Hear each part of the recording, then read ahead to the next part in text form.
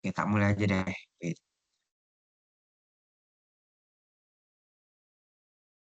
Ini mau tak hitung dulu apa langsung di record gitu aja?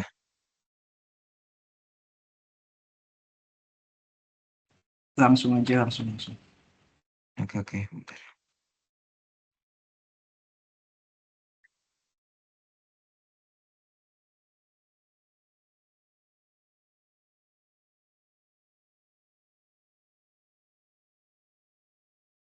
Oke, baik. Selamat malam. Di sini kami dari grup B akan mempresentasikan tugas reaktor kami dengan judul Desain Reaktor CSTR untuk produksi etil asetat melalui reaksi esterifikasi asam asetat dan juga etanol. Sebelumnya, perkenalkan, di sini kami dari kelompok B dengan anggota kelompok. Yang pertama ada Rahma Intan Zakia dengan NIM terakhir 029, kemudian ada Bagas Muwina Rendro dengan NIM terakhir 037, dan ada saya sendiri, Faruk Noval Yusuf dengan NIM terakhir 155, dan kemudian ada Mustika Sukma Armi dengan NIM terakhir 060, dan juga ada yang kelima ada Rizky Putra Nur Alim dengan NIM terakhir 098. Oke, jadi di sini untuk latar belakang sendiri, yang pertama, apa itu etil asetat? Jadi di sini kami memilih etil asetat karena si etil asetat itu merupakan salah satu senyawa ester yang punya peran penting di berbagai industri dan juga dia sebagai pelarut solvent yang ramah lingkungan dan dapat diaplikasikan di berbagai industri. Jadi di sini pada proses pembuatan asam asetat, desain reaktor esterifikasi itu dipilih sebagai peralatan utama yang ditujukan untuk meningkatkan efektivitas proses dari pembuatan produksi etil asetat. Lalu metode esterifikasi dipilih juga karena tingkat konversi yang sangat tinggi. Lalu bagaimana untuk aplikasi dari industrinya? Nah, jadi si etil asetat ini digunakan sebagai industri cat, industri tinta, kemudian industri perekat, industri farmasi, kemudian industri makanan. Lalu apa saja keunggulan dari si etil asetat ini? Yang pertama, etil asetat itu memiliki tingkat toksisitas, toksisitasnya yang rendah, kemudian dia dapat terurai di alam dan berasal dari sumber daya yang terbarukan sehingga dia diklaim sebagai pelarut yang ramah lingkungan.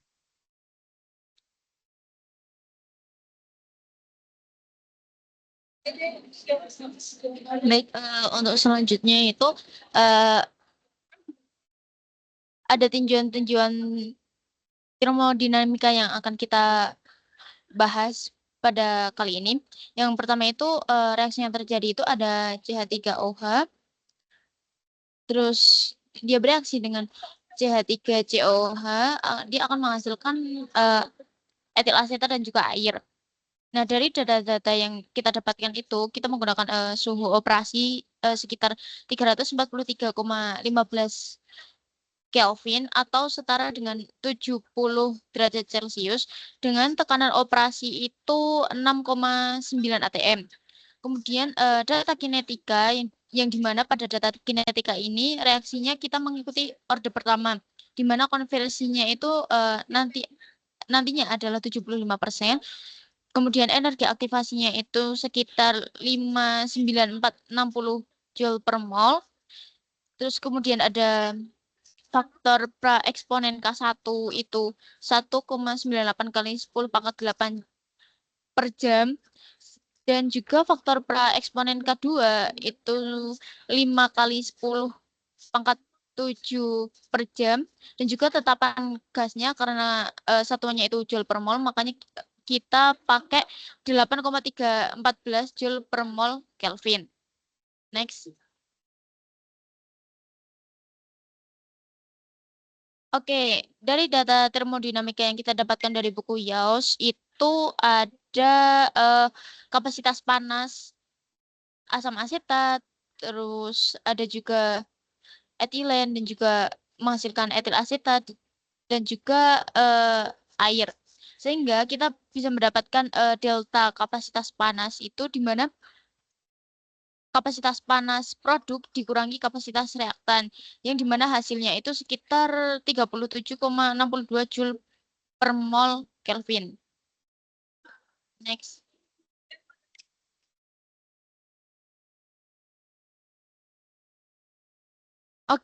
Oke, untuk selanjutnya itu ada entalpi, di mana entalpi yang didapatkan ini kita memakai suhu ruang sekitar 25 derajat Celcius. Data-data yang didapatkan itu ada sekitar minus 47,47 Joule per mol, di mana pada reaksi ini itu bernilai negatif karena reaksinya itu berlangsung secara eksotermis. Oke, next.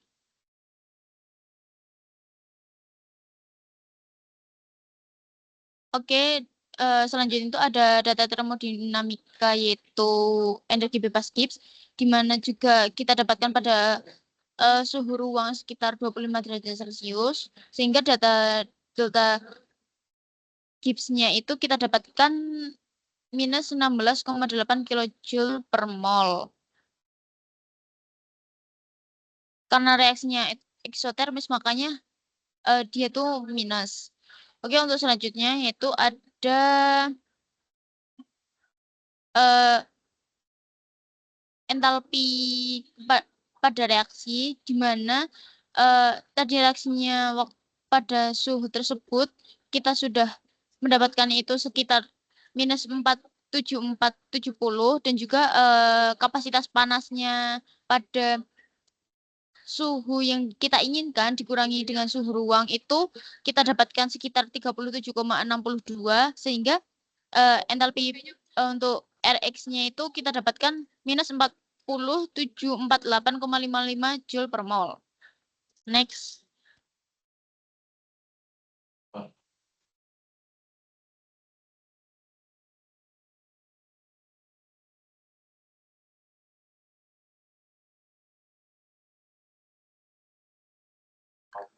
Baik, selanjutnya didapatkan kondisi operasi yaitu pertama suhu reaksi pada suhu sekitar 343 lanjut Kak.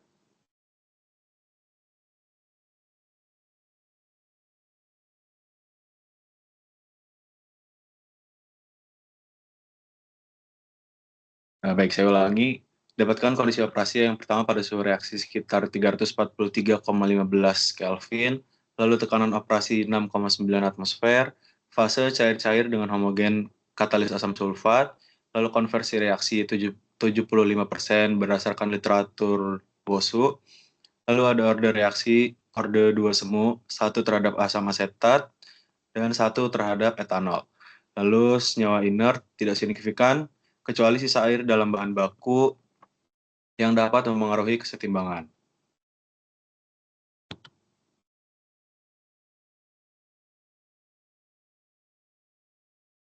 Lalu berdasarkan hasil perhitungan analitis untuk mendapatkan produk utama dengan kapasitas 50.000 ton per tahun, volume reaktor batch yang dibutuhkan sebesar 793,656 liter dengan waktu selama 36,55 menit untuk mencapai konversi 90%. Adapun pada reaktor kontinu atau CSTR, dibutuhkan volume reaktornya sebesar 5123111 liter dengan temperatur akhir 672,77 Kelvin untuk mencapai 90% konversi. Dari hasil ini dan data kinetika reaksinya yang bersifat eksotermis dapat disimpulkan bahwa reaktor dalam kondisi non-isotermal karena suhu proses berubah mengalami kenaikan dari 343,15 Kelvin menjadi 672,77 Kelvin. Maka diperlukan jaket pendingin atau heat exchanger pendingin dengan air utilitas supaya suhu pada reaktor tetap terjaga. Oleh karena adanya pendinginan, maka reaktor bersifat non-adiabatis.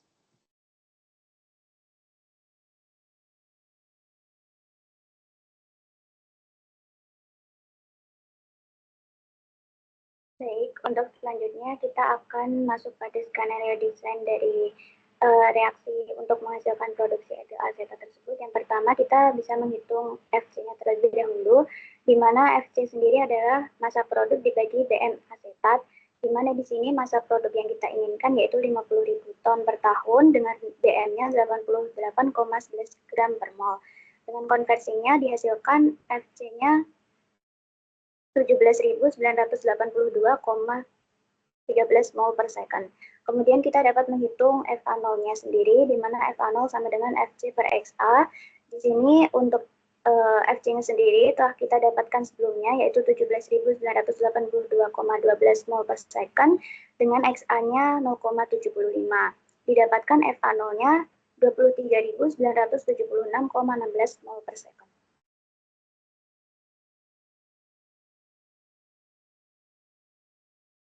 Selanjutnya kita dapat menghitung FB0-nya, di mana FB0 ini sendiri didapatkan dari 0,4 per 0,6 dikalikan dengan FA0-nya, di mana FA0-nya tadi 23.976,16 mol per second, didapatkan FB0 15.984,11 mol per second. Kemudian kita menghitung tetanya, di mana untuk teta A sendiri didapatkan dari FA0 per FA0 didapatkan 1, kemudian untuk teta B-nya kita dapatkan dari FB0 per FA0, yaitu kita dapatkan FB0-nya tadi 15.984,11 mol per second, dibagi dengan FA0-nya 23.976,16. Didapatkan hasil teta B-nya 0,67. Kemudian kita menghitung sigma teta CP, di mana didapatkan dengan teta A dikali CPA ditambah teta B dikali CPB, dihasilkan 166,13 Joule per mol kali Kelvin.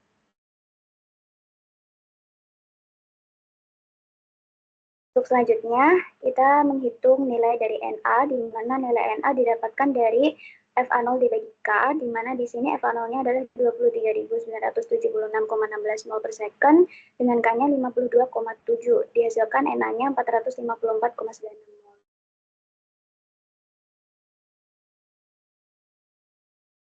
Untuk perhitungannya pertama, itu kita akan mencari untuk komponen reaktor batch-nya, di mana untuk volume reaktor batch untuk mencapai produk 50.000 ton per tahun, kita dapatkan dengan membagi Na0 dengan Ca0, di mana Na0-nya tadi kita dapatkan 454,96 mol, dengan Ca0-nya 15,47 mol per liter, sehingga didapatkan 29,41 liter. Kemudian untuk algoritma mencari waktu yang diperlukan untuk mencapai konversi 75%, kita pertama melihat dulu material balance-nya, yaitu TCA0 integral 0 XA dXA per min RA dengan kinetikanya. Min RA sama dengan KCA, di mana di sini reaksinya reversibel. K-nya sendiri adalah K1T1, E eksponensial pangkat E per R dikalikan 1 per T1 min 1 per T. Kemudian untuk KC-nya sendiri itu KC1 T1 eksponensial entalpi reaksi per R dikalikan 1 per T1 min 1 per T.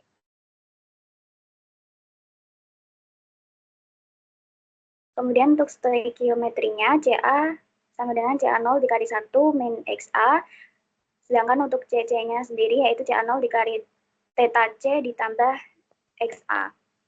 Kemudian kita dapatkan kombinasi dari rumus-rumus di atas untuk mendapatkan waktu tinggalnya di sini didapatkan 26,16 jam.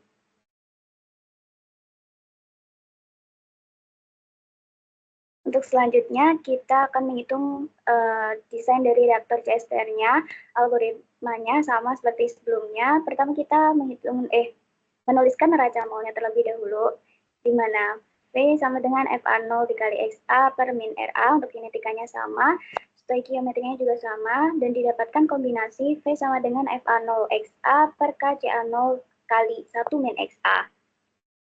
Oleh karena variabel yang diketahui adalah X dan yang harus dicari adalah T dan P, maka alur pengerjaannya sebagai berikut. Di sini tertera rumus dari T-nya sendiri, FA0X dikalikan entalpi reaksi, ditambahkan FA0 sigma theta CPI T1 per FA0 sigma theta CP plus FA0X delta CP. Dan dihasilkan temperaturnya adalah 476,817 Kelvin.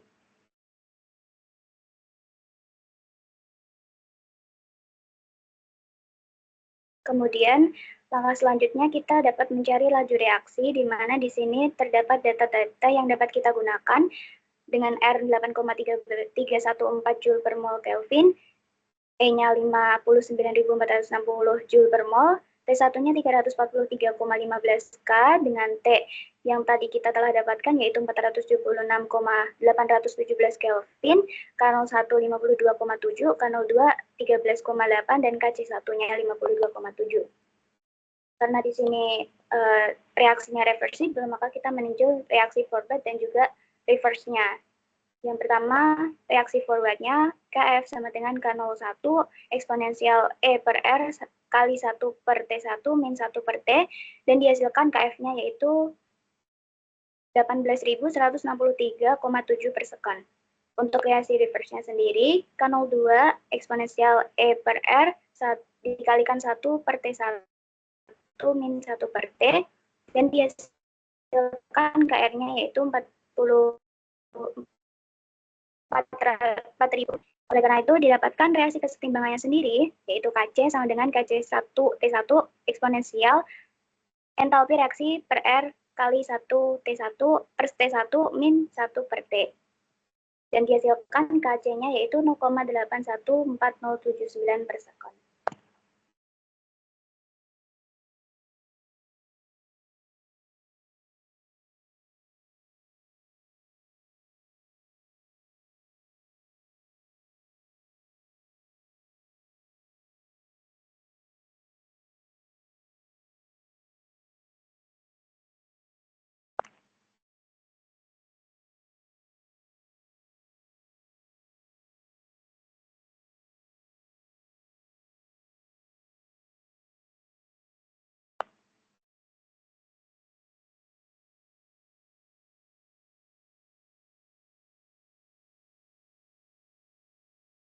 Baik, kemudian kita dapat mencari nilai dari CA-nya sendiri, di mana CA sama dengan CA0 dikali 1 min XA, didapatkan 3,87. Kemudian kita mencari min RA-nya sendiri, di mana rumus dari min RA-nya sendiri adalah min RA sama dengan KRA dikalikan dengan CA0 kali 1 min XA minus CA0 XA per KC.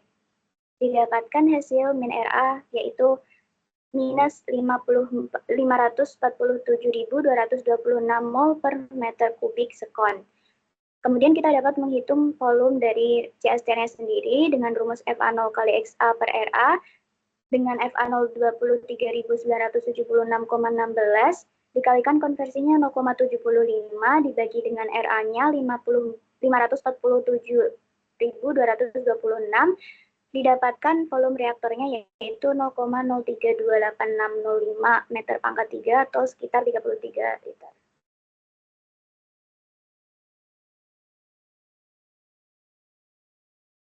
Oke, baik. Selanjutnya adalah skenario desain menggunakan HYSYS ya, atau software HYSYS. Di sini fungsinya adalah kita untuk mensimulasikan secara digital atau secara software dengan menggunakan software simulasi. Salah satunya adalah HYSYS. Kenapa kita pakai HYSYS? Karena HYSYS di sini lebih kredibel dan juga lebih sistematik dibandingkan dengan menggunakan DWSIM. Baik, untuk secara keseluruhan di sini desain untuk menggunakan HYSYS seperti terpampang pada layar, di mana ada feed masuk, kemudian ada CSTR 100 itu ada reaktornya, kemudian CSTR ini nanti akan secara default ya, secara bawaannya, ketika kita memasukkan reaktor CSTR ke dalam sheet-nya atau ke dalam di situ lembar kerjanya, nanti dia akan otomatis akan keluar dua produk, yakni produk vapor dan juga produk liquid. Namun di sini untuk simulasinya nanti, untuk produk vapor itu dibuat 0. Karena apa? Karena produk yang akan dihasilkan adalah berupa liquid semua. Sehingga untuk fraksi masanya baik untuk vapor itu nanti adalah 0. Sedangkan liquid nanti adalah sebesar 1. Bisa di next.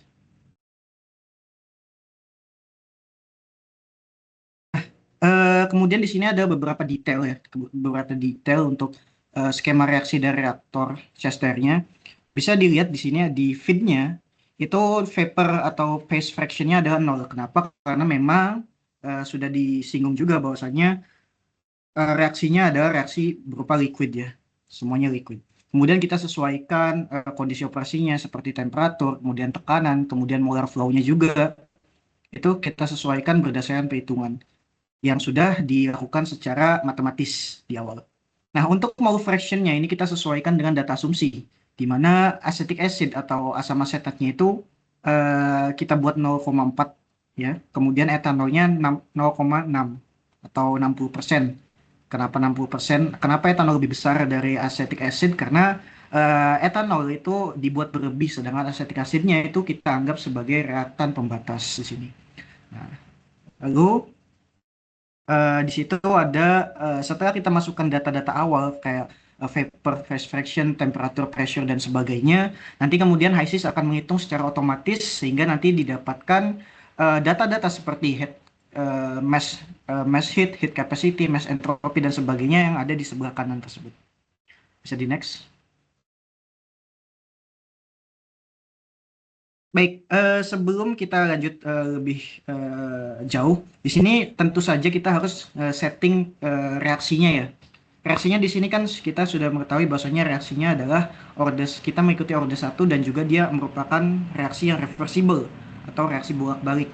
Makanya nanti kita pakai datanya data yang reaction kinetic. Karena kenapa kita pilih kinetics? Karena data yang kita dapatkan atau data yang kita punya adalah berupa data-data kinetik. Berupa data-data kinetik ya. Data dari kinetik itu seperti data-data dari Arrhenius. Makanya nanti kita masukkan di situ komponennya acetic acid, etanol dan sebagainya. Stoichiometric coefficientnya kita sesuaikan ya kurang lebih sama seperti di resim.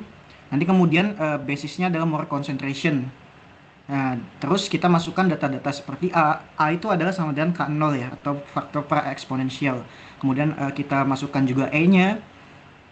Nah, sehingga nanti kita masukkan untuk kedua reaksi ya, reaksi forward dan reaksi reverse di situ.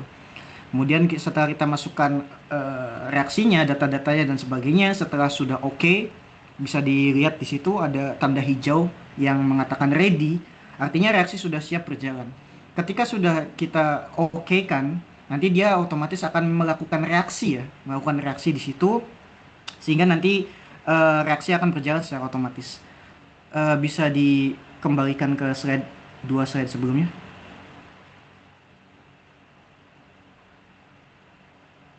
Nah, bisa dilihat di sini ada blok yang namanya ADJ1.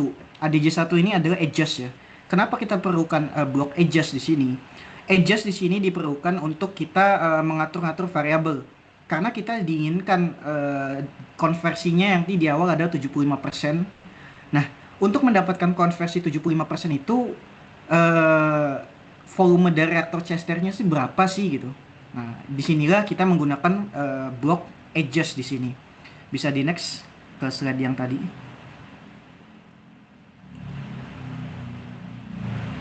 Nah, bisa dilihat di sini di bagian bawah yang active percent conversion di situ ada 75%. Kita sudah ngeset konversinya di 75% di situ.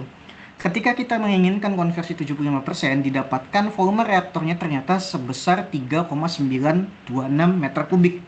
Atau ketika kita menggunakan liter, kita konversi ke liter, kita dapatkan sekitar 3.926 liter untuk mendapatkan konversi dari 75% esterifikasi di situ. Dengan komposisinya, yakni bisa dilihat di situ, bisa di next. Nah, di sini bisa dilihat ya, kenapa di sini energinya 0? Karena kita mengasumsikan dalam simulasi HISIS ini reaksinya berupa adiabatis. Adiabatis itu karena dia tidak ada energi yang keluar ataupun energi masuk ya, sehingga di situ head duty-nya atau kerja dari reaktornya itu adalah 0. Seperti itu. Jadi next. Nah, di sini bisa dilihat ya, specs-nya demikian, vessel volumenya, kemudian diameter dari reaktornya bisa dilihat, kemudian tinggi dari reaktornya juga bisa dilihat, kemudian berapa persen sih si reaktornya itu terisi, itu sekitar 50% reaktor terisi ya di situ. Kemudian vessel pressure-nya atau tekanannya juga 6,9 dengan kondisi operasi demikian. Bisa di next. Nah, di sini merupakan desain menggunakan Skilab ya. Dengan menggunakan Skilab itu kurang lebih sama dengan menggunakan matematis ya. Kita hitung matematis Cuma dia dikalkulasikan dengan menggunakan sistem di situ. Bisa dilihat seperti ini. Bisa di next. Oke. Oke, mungkin yang terakhir ada kesimpulan dan saran, di mana yang kesimpulan yang pertama yaitu berdasarkan data hasil perhitungan dan data pada jurnal yang diperoleh kondisi operasi optimum dalam pembuatan etil asetat melalui reaksi esterifikasi, yaitu pada suhu 343,15 Kelvin, tekanan 6,9 atmosfer, dan konversi reaksi 75% pada fase cair-cair, homogen dengan katalis asam sulfat.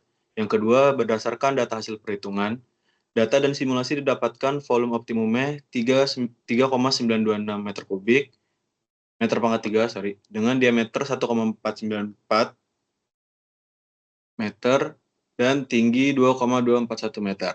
Yang ketiga, berdasarkan analisis yang dilakukan, didapatkan suatu reaktor CSTR yang memiliki efektivitas dan efisiensi yang tinggi untuk memproduksi etil asetat dengan konversi 75%. Lalu saran yang pertama, perlu dilakukan optimasi lebih lanjut terhadap parameter desain reaktor CSTR seperti suhu operasi, rasio mol reaktan, serta laju alur umpan untuk memperoleh konversi dan efisiensi yang lebih tinggi.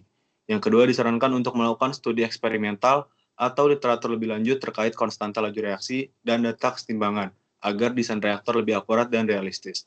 Yang terakhir, perlu dilakukan analisis ekonomi dan studi kelayakan industri untuk menilai biaya produksi, konsumsi energi, dan potensi penggunaan bahan baku terbarukan seperti bioetanol guna mendukung proses yang lebih ramah lingkungan.